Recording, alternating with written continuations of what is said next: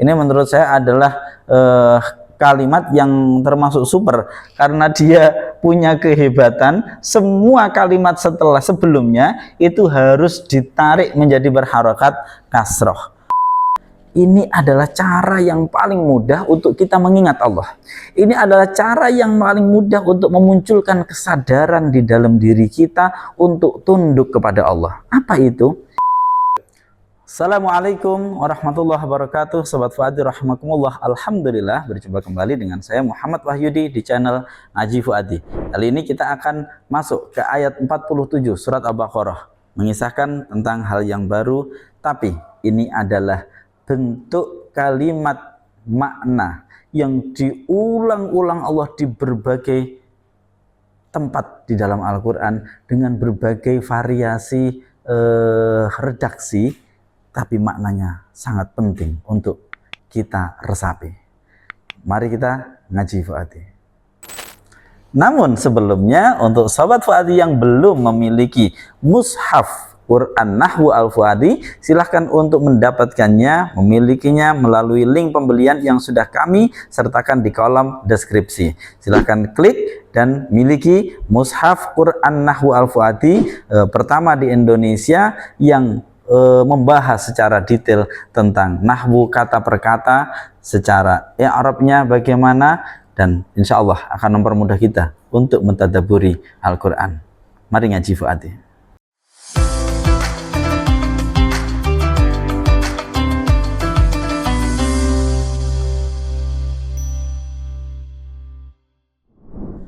A'udzu billahi minasyaitonir rajim. Bismillahirrahmanirrahim. Ya bani Israil adhkuru ni'mati allati an'amtu 'alaikum wa anni faddaltukum 'alal 'alamin. Ya bani Israil, wahai bani Israil. Ya bani Israil, wahai anak turun Yakub. Ya. Udhkuru, ingatlah siapa kalian, nikmati pada nikmatku. Allati, ini sebagaimana pembahasan sebelumnya, bisa dijadikan na'at, bisa dijadikan badal. Allati yang boleh, atau allati yaitu nikmat. An'amtu yang telah memberinya siapa aku, alaikum pada kalian. Wa anni dan sesungguhnya aku adalah faddaltukum telah melebihkan siapa aku kum pada kalian alal alamina atas seluruh alam. Kita ulangi, baca menggunakan metode Al-Fuadi sekali lagi. Ya bani Israil, wahai bani Israil, wahai anak turun Nabi Yakub. Uzkuru, ingatlah siapa kalian, nikmati pada nikmatku. Allati yaitu nikmat, boleh juga allati yang, an'amtu yang telah memberinya siapa aku, alaikum pada kalian. Wa anni dan sesungguhnya aku adalah faddaltukum telah melebihkan siapa aku kum pada kalian alal alamina atas seluruh alam. Sobat Fuadi, kita terjemahkan. Wahai bani Israil, wahai anak turun Yakub, kalian ingatlah nikmatku yang aku telah memberinya pada kalian, dan sesungguhnya aku telah melebihkan kalian atas seluruh alam. Baik, ini selanjutnya kita akan bahas ayat ke-47 surat Al-Baqarah ini dalam uraian kata per kata menggunakan pendekatan nahwu sharaf. Ya bani Israil, wahai bani Israil, wahai keturunan Yakub. Ya, ini adalah kalimat huruf, sudah pernah kita bahas. Huruf nida, huruf yang digunakan untuk memanggil, tentu karena huruf hukumnya mabni. Bani ini berasal dari banina. Kita masih ingat materi yang kemarin, yaitu ini sudah pernah kita bahas sebelumnya di ayat ke berapa itu? Di ayat ke-40. Ini membahas ayat yang sama. Ya bani Israil adhkuru ni'matiyallati an'amtu alaikum. Sampai di sini. Ini sama persis, ada kajian yang sama di ayat ke-40. Jadi jika sobat Fuadi nanti merasa kurang detail, nanti bisa mengikuti video yang di One Day One Ayah di ayat ke-40. Wahai Bani Israel, wahai anak turun. Ini dari Banina, jamak mudzakkar salim, diidhofahkan kepada Israilah, ya, pada Israilah. Ya, sehingga kemudian karena diidhofahkan, kemarin sudah kita sampaikan di video sebelumnya, ini adalah bentuk jamak mudzakkar salim, ya. Kalau diidhofahkan maka nunnya harus hilang, maka bentuknya jadi Bani Israilah. Israilah ini adalah alam sekaligus ajam, nama non Arab, maka dia isim ghairu munsharif sebagai mudhof ilaih, i'rabnya jar, tanda jarnya dengan fathah karena isim ghairu munsharif. Untuk yang ingin lebih detail bisa saksikan di video ayat ke-40. Uzkuru, ingatlah kalian semua nikmati pada nikmatku allati yang, atau allati yaitu nikmat an'amtu yang telah memberi siapa aku alaikum pada kalian. Untuk nahwunya tidak saya ulangi di sini, ya. Untuk yang ingin pembahasan nahwu detailnya silahkan menyimak video di ayat ke-40. Saya akan bahas lebih dalam terkait dengan maknanya. Perhatikan di sini pada penggalan ayat ini apa yang harus kita ingat? Ya, yang harus kita ingat siapa fa'ilnya, ini yang harus kita ingat. Alat nikmati yang pertama ini disandarkan kepada siapa? Nikmatnya siapa? Nikmatku, kata Allah. Nikmatku yang mana? Allati an'amtu alaikum. Ingat, di sini fa'ilnya adalah Allah. Dan Allah di sini menggunakan langsung kepada mutakalim wahdah. Aku yang memberikan nikmat itu kepada kalian. Maka ketika siapapun kita mendapati nikmat pengetahuan, nikmat tenaga, nikmat kekuatan, nikmat kemampuan, nikmat ibadah, nikmat kekayaan, nikmat anak, nikmat istri, ingat itu adalah nikmat Allah yang telah Ia berikan kepada kita, ya. Di sini fa'ilnya dhamir rafa' mutaharrik, itu Allah tidak menyebut bahkan menggunakan mutakalim mutakalim al ghair, misalkan na, biasanya Allah menggunakan dalam ayat ini tidak, an'amtu, aku. Ini kemutlakan yang harus kita ingat, bahwasanya nikmat yang kita dapatkan itu adalah nikmat Allah yang diberikan kepada kita. Maka meskipun kita mungkin lebih banyak diberi nikmat daripada orang lain, jangan pernah merasa bangga, jangan pernah merasa hebat, karena kita hanyalah penerima. Dari mana hebatnya penerima? Kita hanya sedang diberi oleh Allah. Yang hebat adalah Dia yang memberi. Baik, kita lanjutkan.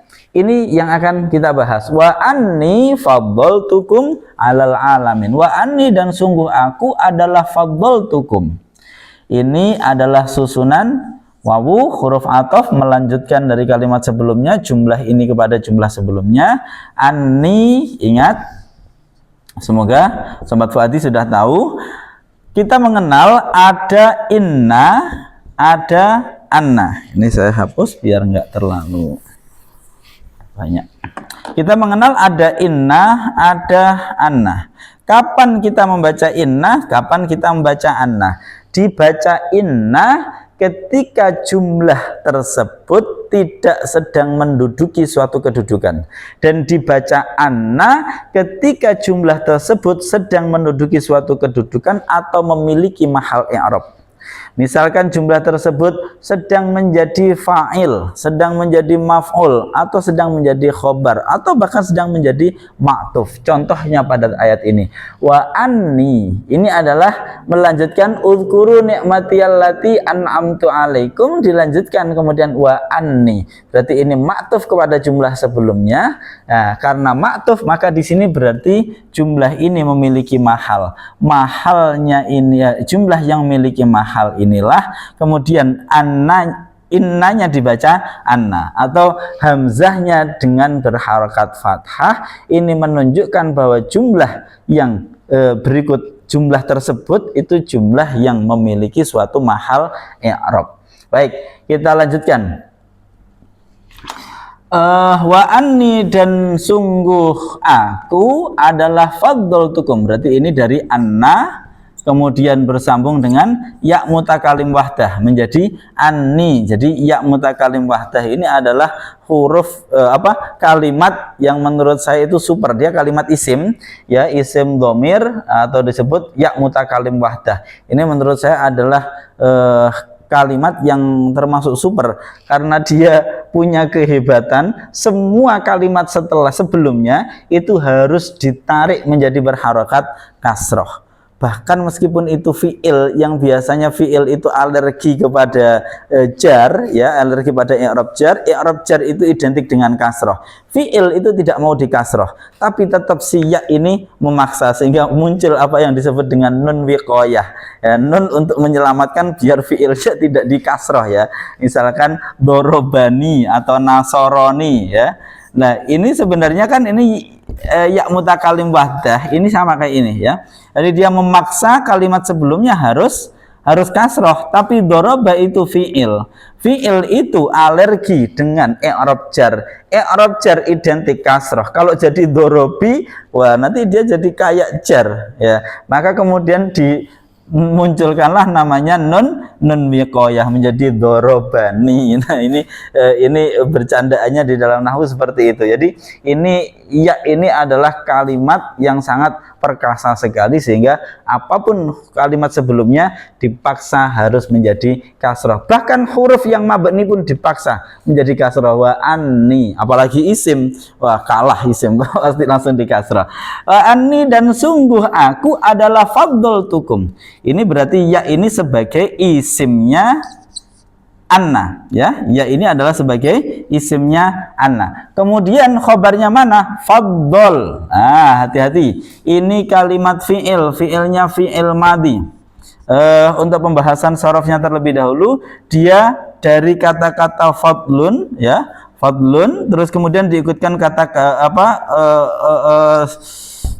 wazan fa'ala menjadi faddola, melebihkan, ya. Faddola memberikan kelebihan, ya, memberikan kelebihan. Karena mengikuti wazan faddola, dia fi'il madhi hukumnya mabni apa? Di sini dia bersambung dengan dhamir rafa mutaharrik. Jadi kalau dia secara wazan, dia adalah dari kata-kata fadlun, kemudian diikutkan wazan fa'ala menjadi faddola. Faddola melebihkan, fadlun keutamaan, faddola memberikan keutamaan. Faedahnya litta'diyah, untuk memuta'adikan suatu kalimat yang asalnya dia lazim. Baik, di sini adalah kalimat fi'il madhi hukumnya mabni. Mabni apa dia? Mabni sukun. Mengapa? Karena dia bersambung dengan dhamir rafa mutaharrik berupa tu. Faddaltu, tunya ini berarti kalimat isimnya isim dhamir, hukumnya mabni, kedudukan dia sebagai fa'il dari fi'il madhi ini. Fa'il i'rabnya harus rafa, tapi karena dia mabni, rafa'nya hanya dalam mahal saja. Kum di sini adalah sebagai maf'ul bih. Ingat, dia juga sama, dia adalah isim dhamir. Isim dhamir hukumnya mabni, kedudukannya sebagai maf'ul bih. Maf'ul bih dari mana? Dari faddola. Ingat, faddola tadi fi'il madhi yang secara makna dia muta'addi karena sudah diikutkan wazan fa'ala yufa'ilu, faddola. Maka kum ini adalah sebagai maf'ulun bih, ya. Maf'ul bih dia adalah isim dhamir hukumnya mabni. Maf'ul bih, ini kok jadi ribet gini. Maaf. Jadi ini adalah isim dhamir hukumnya mabni, kedudukannya sebagai maf'ul bih harus nasabnya kalimat mabni hanya dalam mahal. Faddaltukum alal alamin, susunan jar majrur, melebihkan kalian, melebihkan alal alamina, atas seluruh alam. Ala huruf jar, al alamina berarti dia adalah majrur. I'rabnya jar, tanda jarnya dengan apa di sini? Ingat, kategorinya adalah jamak mudzakkar salim. Berarti di sini dia majrur, i'rabnya jarnya ditandai dengan ya, makanya disebut alal alamina menggunakan ya. Baik, selesai itu analisa nahwunya. Terus kemudian ada yang terlewat di sini. Ini mungkin kemarin saya nggak tahu, saya dibahas nggak, tapi di sini saya ingat, ya, mumpung ingat, Allati ini adalah isim mausul ya. Isim mausul sudah kita sering bahas. Isim mausul itu butuh pada silah dan aid ya. Ini adalah isim mausul. Isim mausul itu membutuhkan silah. Silah ini di dalamnya harus ada aid, dhamir yang menghubungkan jumlah ataupun syibhul jumlah tersebut dengan isim mausulnya ya. Aid inilah yang menghubungkan silah ini dengan isim mausulnya. Di sini silahnya, aidnya dibuang. Allati yaitu nikmat. An'amtu yang telah memberi. Siapa aku? Memberi apa? Nah, ini ya. Maka di sini sebenarnya ada dhamir yang dibuang. Berarti an'amtu ini aslinya adalah an'amtuhu. Jadi kalau kita baca lengkap, allati yaitu nikmat, an'amtu yang telah memberi siapa aku hu padanya, allati pada nikmat tersebut. Ingatlah nikmatku yaitu nikmat yang aku telah memberinya. Nah, ini hu ini namanya adalah aid. Dhamir yang kembali kepada isim mausul. Tapi dhamir yang kembali kepada mausul atau aid ketika posisi nasab sebagai maf'ul bih memang akan sering kali dibuang. Baik, di sini yang perlu kita ingat. Oke, baik sobat Fadi rahimakumullah, sekarang kita masuk kepada makna. Di penggalan ayat pertama Allah mengingatkan, ya Bani Israil adhkuru ni'mati allati an'amtu 'alaikum. Sudah pernah saya kaji di ayat ke-40, silahkan dilihat kembali. Tapi saya tambahkan di sini, yaitu mengapa ayat ini diulang. Ingat kita baru masuk ke ayat 47 ya. 47. Benar ya, 47 ya. Kita masuk di ayat ke-47. Padahal di ayat ke-40 ini sudah dibahas ya. Baru lewat 7 ayat ini sudah diulangi lagi. Apa? Ini adalah cara yang paling mudah untuk kita mengingat Allah. Ini adalah cara yang paling mudah untuk memunculkan kesadaran di dalam diri kita untuk tunduk kepada Allah. Apa itu? Ingat siapa yang paling baik kepadamu. Saya sering mencontohkan bahwasanya siapa yang paling baik kepada kita di muka bumi ini? Pasti kita akan mengatakan ibu.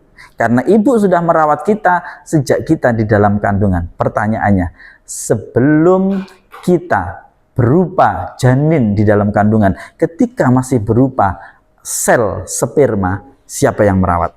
Orang tua kita bahkan belum menyadari itu. Ketika terjadi pembuahan, siapa yang merawat kita?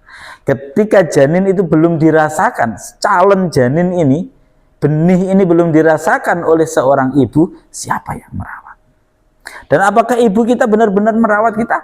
Tidak juga. Ibu kita tidak pernah tahu bagaimana pembentukan hidung, bagaimana pembentukan sel-sel di dalam tubuh kita.